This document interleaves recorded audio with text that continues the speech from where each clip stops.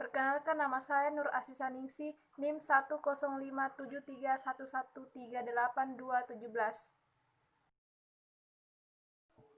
Bagian pertama, aspek keberlakuan pada etika akuntan. Dilema akuntansi. Akuntan di dalam aktivitas auditnya memiliki banyak hal yang harus dipertimbangkan karena auditor mewakili banyak konflik kepentingan yang melekat pada proses audit.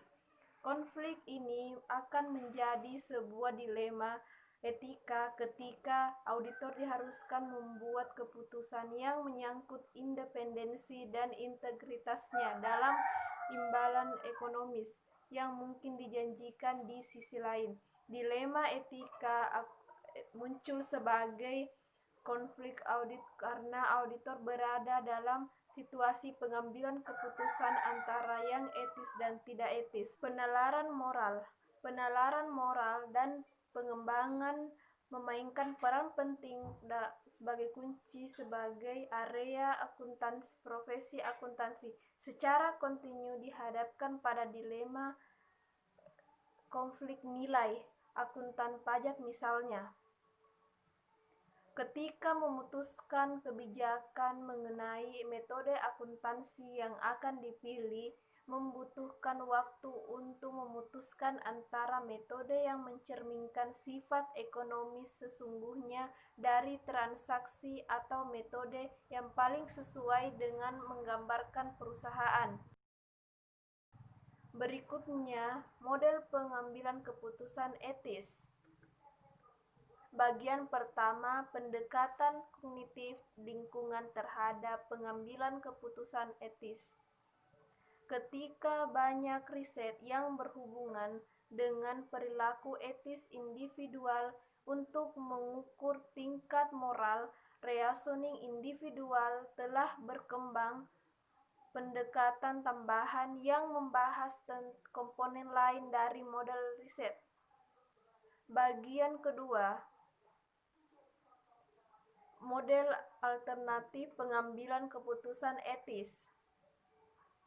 Noren tahun 1988 memperluas teori agensi membahas ekonomi riset perilaku etis akuntan. Bagian berikut mendefinisikan dan menjelaskan 3 area riset akuntansi utama yang menyelidiki tingkat moral, reasoning akuntan, dan perilaku yang berhubungan, yaitu studi pendidikan etika, studi pengembangan etika, studi penilaian etika, dan studi etika lintas budaya. Studi pendidikan etika menyelidiki apakah pendidikan mempengaruhi keahlian moral reasoning siswa dalam program akuntansi. Studi pengembangan etika berusaha untuk meningkatkan poin karir mereka. Studi penilaian etika mengkaji hubungan antara ukuran moral reasoning dengan perilaku spesifik dalam perilaku akuntansi, auditing, atau perpajakan. Terakhir, studi etika lintas budaya menyelidiki perbedaan keahlian moral reasoning dan atau keputusan etika akuntan dari belahan dunia yang berbeda. Bagian pertama, studi pengembangan etika. Sementara studi pendidikan etika mengkaji dampak pendidikan etika terhadap praktisi mahasiswa akuntansi, studi pengembangan etika berfokus pada pengembangan moral reasoning dalam profesi akuntansi. Beberapa studi misalnya menemukan bahwa posisi auditor dalam perusahaan berbanding terbalik dengan tingkat moral reasoning. Riset memberikan bukti kuat mengenai eksistensi sosialitas etis individu yang dipromosikan mempunyai tingkat etika reasoning yang serupa dengan manajemen. Bukti ini mendukung keyakinan bahwa promosi individual dapat ditekan oleh budaya perusahaan.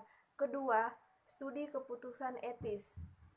Studi keputusan etis berfokus pada hubungan antara bermacam-macam ukuran dan yang pertama, isu independensi, kedua, pelanggaran lain, kode etik dan perilaku profesional HIPAA, ketiga, pendeteksian atas penipuan dalam laporan keuangan dan komunikasinya, 4, ketidakpatuhan pembayaran pajak, 5, perilaku disfungsional di spesifik profesi akuntansi. Yang ketiga, studi etis lintas budaya. Sebagian besar studi yang berhubungan dengan akuntansi dan etika difokuskan pada profesi akuntansi di Amerika Serikat. Perbedaan budaya mungkin muncul di antara kelompok profesi akuntansi dari negara yang berbeda. Meskipun demikian, perbandingan antara profesi akuntansi di Amerika Serikat dengan kelompok lain dapat memberikan pemahaman yang berbeda tentang penetapan standar akuntansi internasional.